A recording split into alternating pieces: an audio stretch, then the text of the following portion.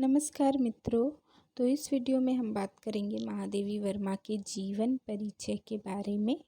महादेवी वर्मा का जन्म 1907 ईस्वी में उत्तर प्रदेश के जनपद फर्रुखाबाद में एक सुशिक्षित मध्य वर्गीय परिवार में हुआ था। उनके पिता का नाम था गोविंद प्रसाद, जो कि उच्च शिक्षा प्राप्त किए थे और मुख्याध्यापक के रूप में कार्यरत थे। तो श्री गोविंद प्रसाद एमए एलएलबी की उच्च शिक्षा प्राप्त करने के बाद मुख्याध्यापक के रूप में कार्यरत थे और उनकी माता का नाम है हेमरानी देवी। हेमरानी देवी जो थी वो भी शिक्षित थी, धार्मिक विचारों वाली कुशल गृहिणी थी। अपनी आरंभिक शिक्षा इन्होंने घर पर ही पूरी की। आरंभिक शिक्षा महादेवी वर्मा ने घर पर ही पूरी की और अध्ययन के साथ ही संगीत और चित्रकला में भी इनकी प्रारंभ से ही रुचि रही है। केवल 9 वर्ष की अल्पायु में ही इनका विवाह हो गया था। 9 वर्ष की अल्पायु में ही इनका विवाह श्री रूपनारायण वर्मा से हुआ। फलस्वरूप इंदौर से वे अपनी ससुराल प्रयाग में आ गई। उनका ससुराल था प्रयाग, तो वो वहाँ चली गई शादी के बाद। तो वहीं पर इन्होंने मिडिल से लेकर एमए संस्कृत तक की औपचारिक शिक्षा प्राप्त की। यानी आप समझ पा रहे हो, केवल 9 वर्ष में उनका शादी हो गया, तो उनका पढ़ाई आगे का बाकी था। तो मिडिल से लेकर एमए तक, एमए संस्कृत किया था उन्होंने। एमए संस्कृत तक की जो शिक्षा है वो उन्होंने प्रयाग में ही किया, अपने शादी के बाद ससुराल में किया। अपनी शैक्षणिक योग्यता के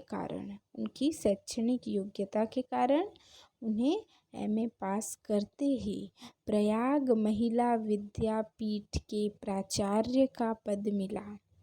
काफ़ी लंबे समय तक इस पद पर इन्होंने अपने दायित्व का सफलतापूर्वक निर्वाह किया।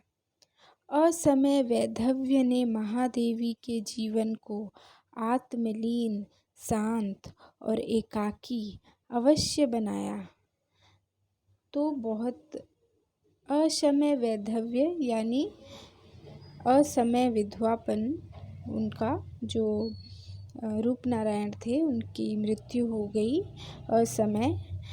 तो महादेवी के जीवन को आत्मलीन, शांत और एकाकी अवश्य बनाया इसके कारण।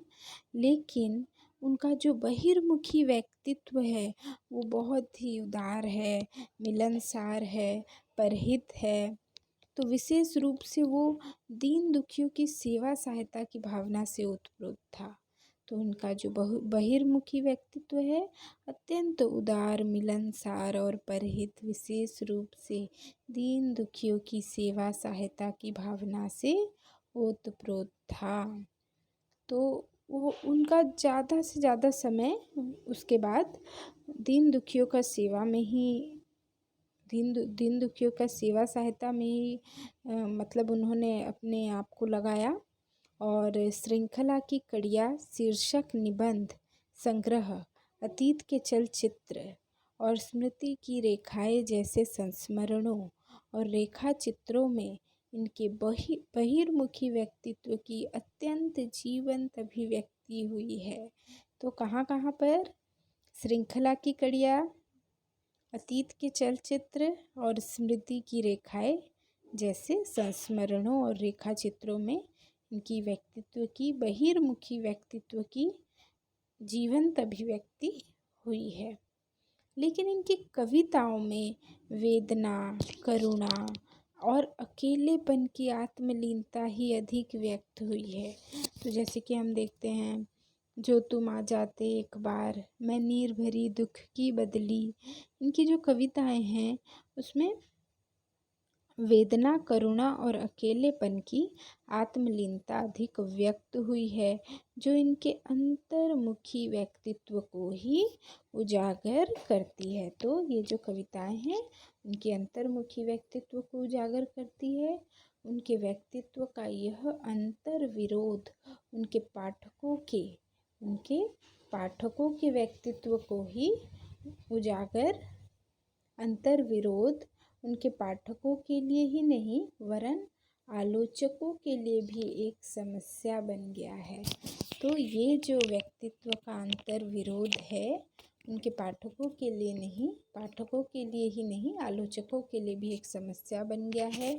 उनके गद्य और पद्य साहित्य को अगर हम आमने सामने रख दें तो दोनों अलग अलग ऐसा लगेगा कि दो अलग अलग भिन्न व्यक्तियों की परस्पर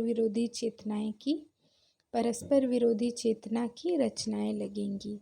तो अगर हम गद्य और पद्य साहित्य उनके ही महादेवी वर्मा के ही गद्य और पद्य साहित्य को अगर आमने सामने रख दें तो ऐसा लगेगा कि वो दो भिन्न व्यक्तियों की चेतना है, रचना के लिए अलग अलग लगेगा। तो इस तथ्य को ध्यान में रखकर ही महादेवी के काव्य का मूल्यांकन करना उचित होगा। तो ये तथ्य को आपको ध्यान में रखना पड़ेगा, तभी आप काव्य का मूल्यांकन आप कर पाएंगे। क्योंकि जैसा कि हमने जाना कि अगर हम इनके गद्य और पद्य दोनों साहित्य को अगर आमने सामने रख दें तो ऐसा लगता है कि ये दो अलग अलग व्यक्तियों की रचनाएं हैं। तो ये है इनका जीवन परिचय महादेवी वर्मा का, और हम नेक्स्ट वीडियो में पढ़ेंगे इनका साहित्यिक योगदान। उसके बाद हम इनके काव्य में संवेदना के बारे में पढ़ेंगे, वेदना रहस्य जो भी है सारे काव्य संवेदना के बारे में पढ़ेंगे।